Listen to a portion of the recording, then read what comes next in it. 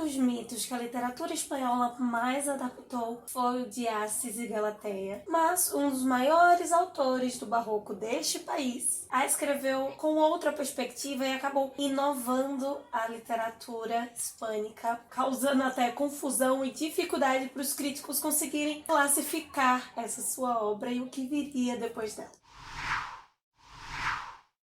O que temos para hoje, Sanchos e Dulcinéias? Eu sou a Larissa Bertolino, você está no canal Uma Garota Quixotesca, onde nós tratamos de literatura, sempre partindo de pressupostos, ideias, temáticas do nosso queridíssimo Dom Quixote de la Mancha. E nesse mês nós vamos ficar cada vez mais pertinho dele. Afinal, dentro da nossa viagem pela história da literatura espanhola, o mês de maio vai estar repleto de barroco. Mas para entender toda essa inovação que o poeta barroco de hoje proporcionou, a gente tem que voltar um pouquinho no tempo, mais especificamente para o ano 8 depois de Cristo. Nessa época, Homero já tinha escrito a Odisseia, Virgílio já tinha escrito a Eneida, por isso mesmo eles já haviam mencionado o episódio em que Ulisses, ou Odisseu, se encontra com um ciclope.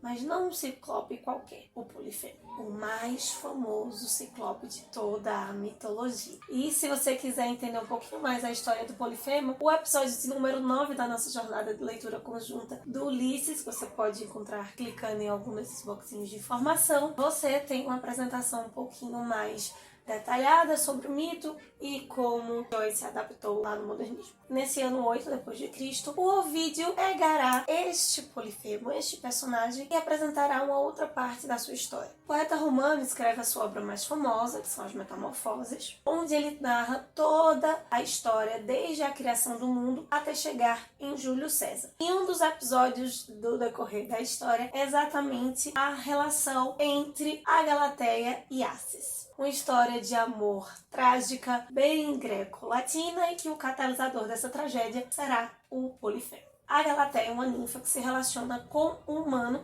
só que esse humano, ele é filho de uma ninfa com um sátiro. Eles se apaixonam, tem a sua história de amor bem bucólica, mas ela é drasticamente interrompida por um ataque de ciúmes do Polifemo, esse ciclo, que morava ali na região da Sicília. Só que ainda assim, na história do Ovídio, o foco da narrativa está no casal de apaixonados. E sendo uma espécie de Romeu e Julieta, digamos assim, da antiguidade, essa história foi adaptada, readaptada, escrita, reescrita ao longo dos anos, especialmente na Espanha e na Itália, os dois lugares onde o barroco melhor se estabeleceu, e logo assim não havia como essa obra não ser absorvida e reescrita durante este período, que tinha sim como um dos seus pontos a retomada dos clássicos. Eu vou te apresentar agora duas obras gráficas, duas obras plásticas daquela época, sobre a história do Assis, do Polifemo, da Galateia, e eu queria que você prestasse bastante atenção aos detalhes. Essa primeira imagem é um afresco do Rafael, o famoso Rafael Sanzio, um pintor italiano renascentista, intitulada Triunfo de Galateia. A gente encontra aí muita luz, muita água,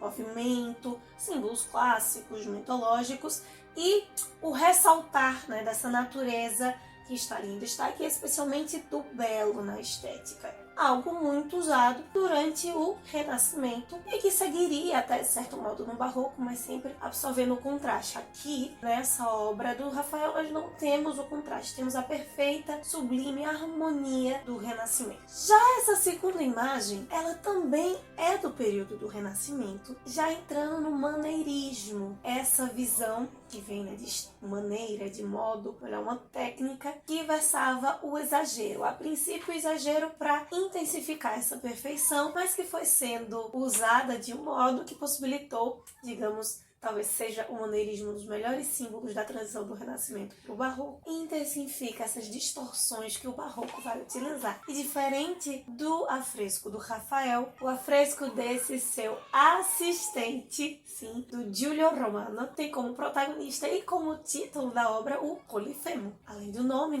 toda a imagem, todo o centro, todo o destaque é o ciclope, não o casal de apaixonados, que até aparece, mas lá embaixo. O impacto, a forma grotesca, ainda que tenha assim um viés de perfeição, mas o contraste, o exagero do tamanho, da dimensão de todo o Polifemo para o restante das coisas da gruta, dos detalhes ali ao redor. É uma cena de impacto. Essas imagens estão muito bem detalhadas na sua cabeça. Foca nela, preste atenção, porque elas vão ser muito importantes para entender a proposta que o Gongora vai apresentar com a sua narrativa sobre essa história. Até porque uma das principais coisas que o Barroco soube fazer muito bem foi criar imagens, seja na escultura, na música ou na poesia. Luís de Góngora e Argote era filho de Francisco de Argote, um juiz da Inquisição, com Leonor de Góngora, ambos de famílias endinheiradas, com privilégios que se estendeu isso para o seu filho. O Góngora acabou estudando no colégio de jesuítas, depois foi à Universidade de Salamanca. Salamanca e Toledo eram os centros de saber naquele período. Acabou circulando por diversas ordens eclesiásticas, tanto das menores quanto das maiores. E com toda essa sua formação, o Góngora não era um religioso de fato. Ele passava mais tempo se dedicando ao trabalho profano de escrita, desenvolvimento da sua arte poética, do que se relacionando com o sagrado,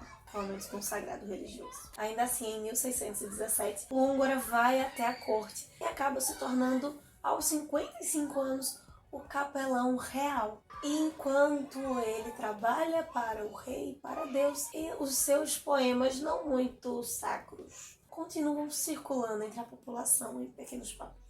Até que em 1626, Góngora acaba voltando para sua terra, para Córdoba, e após um ano em isolamento, em solidão, ele vem a falecer. Desse modo, Góngora ele acaba não vendo a sua obra publicada oficialmente em nenhum momento da sua vida, mas esses fragmentos circulavam bastante, especialmente entre discípulos, jovens escritores, poetas, que viam as inovações de Góngora e queriam segui-las. O clérigo produziu, de certa forma, uma doutrina poética inovadora. Pelas datas e situações da vida, você percebe que o Góngora conseguiu circular em ambientes intelectuais, estimulantes, compartilhados por outros grandes nomes do Barroco, certo? Lope de Vega é o primeiro poeta e dramaturgo, simultaneamente, do Barroco espanhol. Ele até considera o Góngora moderado, tece algumas críticas, alguns elogios a ele, porém tudo na tranquilidade e na educação. Mas o autor da nossa JLC desse mês, você pode conferir aqui, o Francisco de Quevedo, é o grande opositor de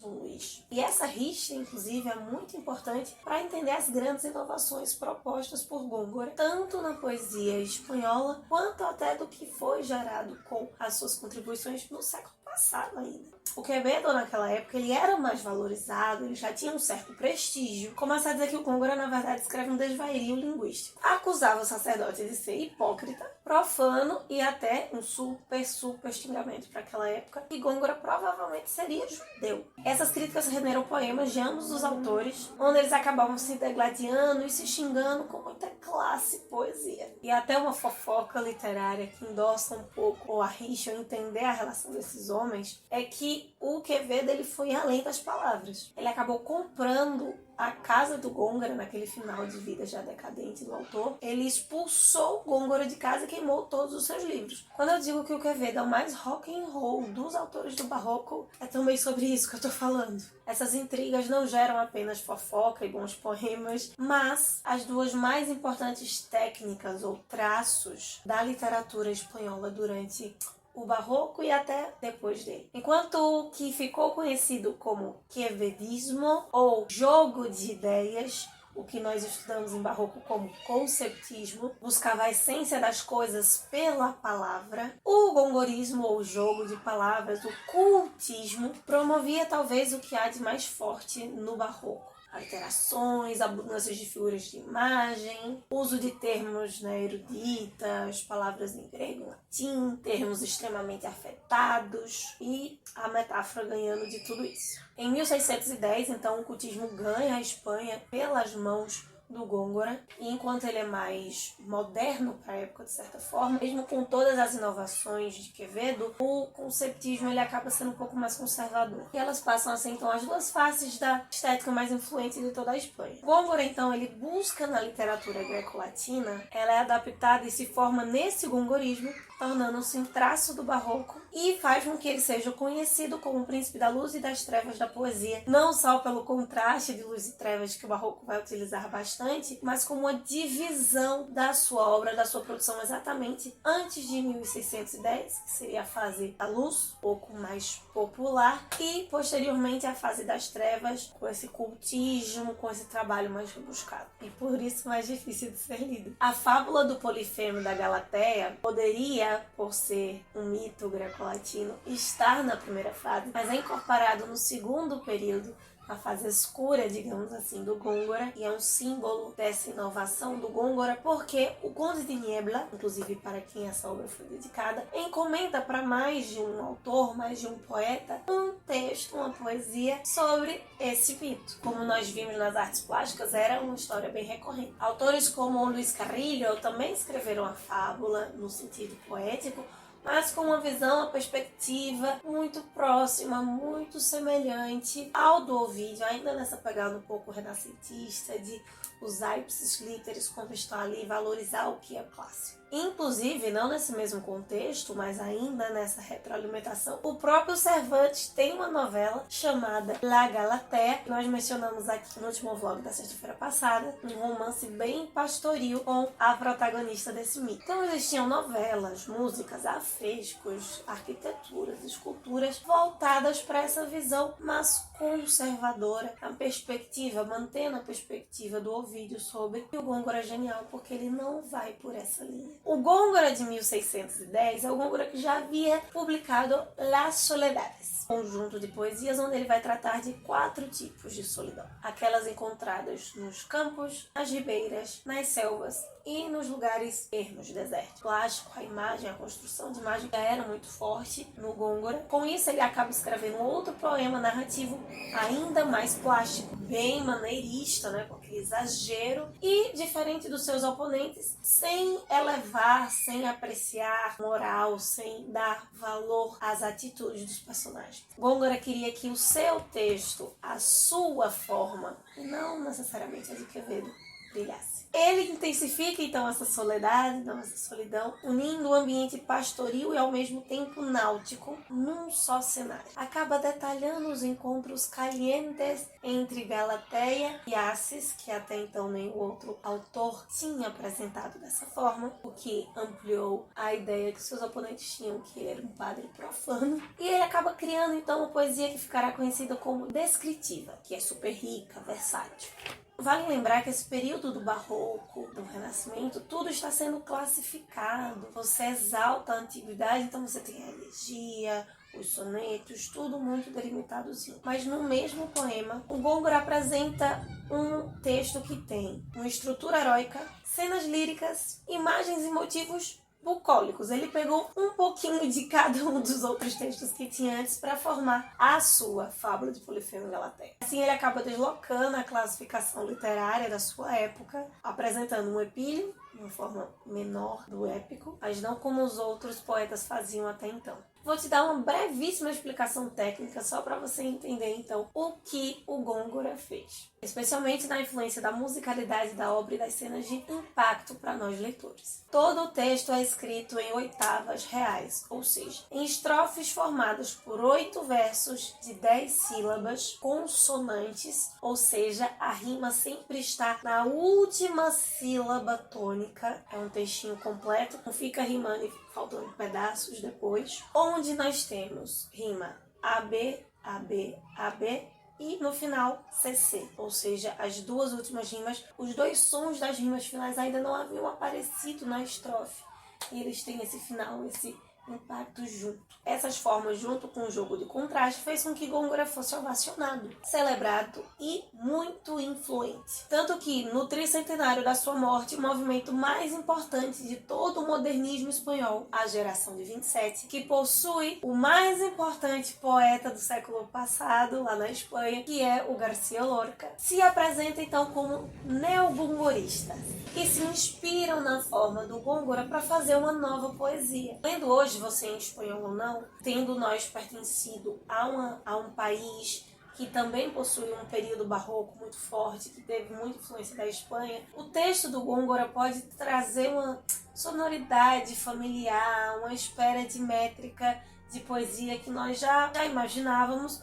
mas justamente antes dele isso não existia, as formas eram outras. E se forma é todo esse conjunto de tema, abordagem e estrutura que não pode ser indissociável, o Gongora inovou tudo isso. Nas suas 63 estrofes, ele lança um olhar sobre esse mito que ninguém tinha apresentado ainda. Galatea é uma ninfa, filha de Nereu, o grande deus do oceano, anterior inclusive ao próprio Netuno, e Doris, uma oceaníade, filha do próprio oceano. Galatea é totalmente água. Nós também temos Acis, o humano, pastor de ovelhas, filho do deus dos bosques, e de Sêmetes, uma outra ninfa, com esses símbolos da terra, mas dessa terra delicada, dos bosques, dos animais, das folhas. E por fim, Polifemo é um ciclope, filho de Netuno, filho de Poseidon, com a ninfa Teusa, que também é uma descendente de ciclopes. Diferente da harmonia que os outros personagens têm em si, Polifemo é o filho do deus do mar, da água, apesar que Poseidon é visto mais nesse aspecto das catástrofes marinhas, com uma ninfa da terra, das montanhas, que já é uma mistura com criaturas monstruosas, e que também é pastor de ovelhas. Ele é toda uma contradição nele mesmo. Assim, com esses símbolos estéticos, cada um dos personagens desse triângulo representam ambientes, sim, elementos, mas sentimentos, emoções diferentes. E elas vão ficando cada vez mais ricas à medida que o Gongora apresenta paralelismos, seja por semelhança ou por contraste, entre eles. Antes de qualquer outro personagem, o primeiro apresentado é o Polifemo, na 7ª estrofe. Un monte era de miembros eminente, este que de Neptuno hijo fiero, de un ojo ilustre el orbe de su frente, el mulo casi del mayor lucero, cíclope a quien el pino más valiente, bastón le obedecía tan ligero, y el grave peso junco tan delgado, que un día era bastón y otro callado. Nós temos um personagem barbudo, com cabelos, feroz, que usa uma árvore como cajado e ao mesmo tempo pastoreia. Um trabalho tão lento, tão pacífico, mas ao mesmo tempo ele é veloz, ele tem uma brutalidade no corpo, é grotesco, mas possui habilidades musicais, uma espécie de monstros com possíveis bons sentimentos. Um pouco mais à frente, na 13ª estrofe, nós encontramos la Galatea. Ninfa de Doris, hija, la más bella, adora que vio el reino de la espuma. Galatea es su nombre y dulce en ella el terno Venus de sus gracias suma. Son una y otra luminosa estrella, luciendo ojos de su blanca pluma. Si roca del cristal no es de Neptuno, palbón de Venus es cisne de Juno. Galatea é branca como leite, ou seja, pura, a mais bela de suas irmãs, e com bom maneirismo a pinta com um exagero não só semelhante, mas ultrapassando a beleza das deusas. O cisne de Juno, o cisne que representava Afrodite, ou o pavão de Hera, todos esses símbolos animalescos da cultura greco-latina, acabam sendo não só símbolos de beleza, mas de todos os atributos que se é esperado de uma mulher naquele período. Amor, maternidade, inteligência, todo o feminino, tudo que há de representação no feminino, Galatea possui de melhor. Suas estrelas são ojos e não seus olhos são como estrelas ou parecem estrelas. Paralelismos entre esse corpo, entre esses símbolos da natureza com o próprio ser, pintando uma imagem sublime e que pode, a nós leitores do século XXI, parecer um texto confortável de se ler.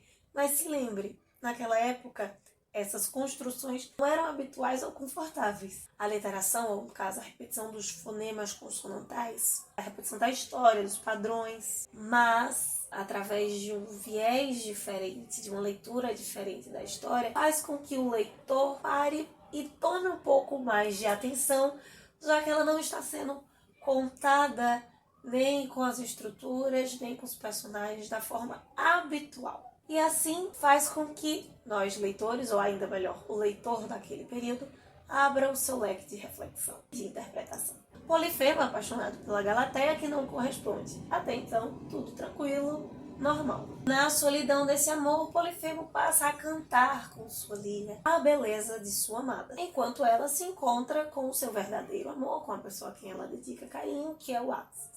Todo esse contraste é intensificado com o ataque de ciúmes que o Polifemo tem e acaba despendendo uma pedra por cima do Axis, que morre instantaneamente. Galateia pede que sua mãe, Doris, intervenha ali pelo seu amado, convertendo-o em água para que ele permaneça vivo de alguma forma, e o Axis vira um rio, trazendo outro contraste.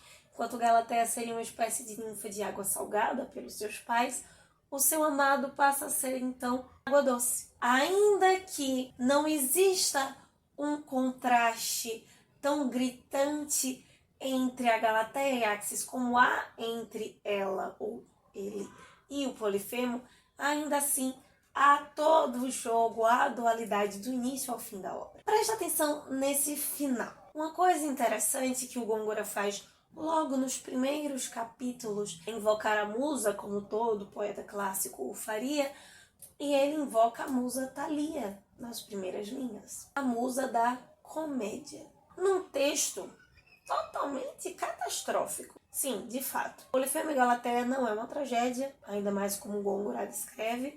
O casal é separado, há morte, mas Doris consegue salvar e conservar Axis como um rio, e assim ele e Galateia permanecerão juntos. A salvação do jovem, o equilíbrio, a harmonia da natureza continua. Mas ainda assim, a harmonia da natureza também pode ser encontrada exatamente nesses opostos, no aparente desequilíbrio das coisas, bem representadas pelo Ciclope e as suas atitudes. Mas, no texto do Gôngora, Polifemo consegue ser ainda mais imponente, ainda mais forte, ter uma presença muito mais intensa do que qualquer outro personagem, cena ou palavra dentro do texto. E por isso, esse personagem especificamente do Gôngora, nesse texto, acaba me lembrando de que a literatura é o como, e consequentemente, o como altera o que e o porquê das coisas. Mas que vários autores contemporâneos tenham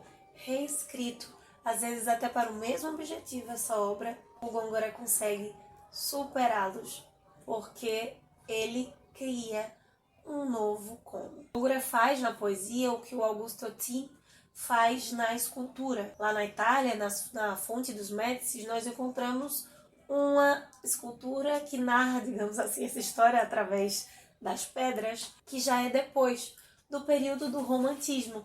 Esse período que vai absorver exatamente isso que o Gôngora está colocando aqui, que é forte no barroco, mas que talvez ele seja o maior representante do barroco nesse sentido, e que vai ser retomado várias vezes no romantismo, que é a relação do grotesco e do sublime que o Hugo vai definir lá no século XIX, onde nós temos o Axis e a Galateia também, mas o foco, o destaque, o personagem central é o Polifemo e a sua imponência. O Ciclope acaba representando o ciúme, mas, atenção, a angústia do contraditório, que é ainda maior. E assim como o Quixote e outros tantos personagens, o Polifemo acaba sendo um grande personagem símbolo, que elevará a literatura espanhola a lugares, a patamares ainda maiores. Tudo isso porque o Gôngora, ele valoriza a forma, ele valoriza a inovação, mas ele apresenta ao leitor uma nova experiência. É o tentar o novo, de modo exagerado, com os contrastes, com todos os critérios do barroco, mas especialmente dar o impacto. O que importa é como o público recebe, não necessariamente o que ele recebe. Por isso fica aqui para você a sugestão nessa quarta-feira para não ler ou simplesmente conhecer a história dessa obra, mas saborear esse texto, experimentar esse texto, estas imagens. E se você já leu, me conta aqui embaixo como foi essa experiência, se você recebeu esse impacto, se você percebeu também essa facilidade com uma forma que era inovadora para a época, mas que nós estamos acostumados hoje, porque ela se formou, de certo modo, padrão. Na sexta-feira eu te espero para nós conversarmos sobre uma espécie de ver o barroco no dia a dia. E na segunda-feira, para nós comentarmos a primeira parte da nossa leitura sobre El Buscón, que possamos sair da biblioteca e ver muito além dos Moinhos de Vento.